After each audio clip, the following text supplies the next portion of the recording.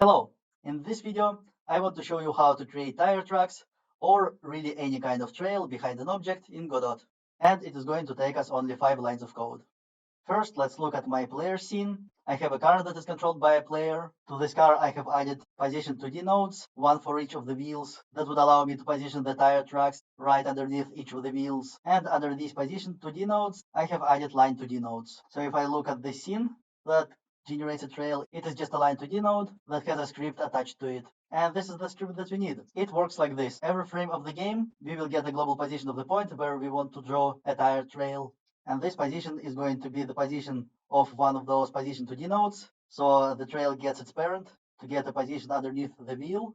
And then we are going to use this position to add a point to Line2D node that will draw a line underneath the wheel. And to limit the length of the trail so that it doesn't extend indefinitely, we are going to check when it reaches 100 points. And then we will remove the oldest point from the list of the points on this line. So as the car is driving, every frame a new point is going to be added at the end of the line. And after the line has reached a certain length, we are going to remove the oldest points. Also, we are going to need this line of code. It is going to make sure that our line doesn't inherit the transforms from the car. So basically, Godot is going to think that instead of being parented to the car, our Line2D node is parented to the scene. We need that because otherwise we are going to have double transformations. By default, the Line2D is going to move along with the car, and the point positions will be relative to the car. And we don't want that. We want the point positions to be in the global coordinate system instead of being parented to the car. And that's all we need to do to draw a trail behind any object. If we are going to open Line2D node, there are a couple of useful settings. Here you can set the width of the line, and here you can customize the decay of the width. So you can create a new width curve, and you can right click on this graph to add points, which allow you to customize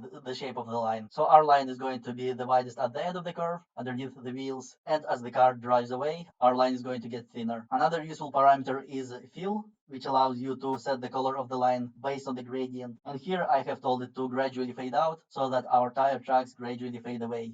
Finally, by default, Godot will draw the lines on top of everything else. Because I want my car to be drawn on top of the lines, I have set its z index to 1. And that's it. I hope this video was useful to you, and I'll see you in my future tutorials.